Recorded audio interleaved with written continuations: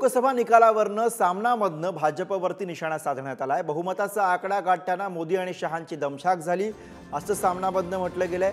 अर्धा भारत भाजपमुक्त झाला, मोदींचा तोरा कुबड्यांवरती लटकला असं सामनामधनं म्हटलंय। काँग्रेसनं मोदींच्या गर्वानं फुगलेल्या छातीचा फुगा फोडला अशी टीका सामनामधनं करण्यात आलेली आहे।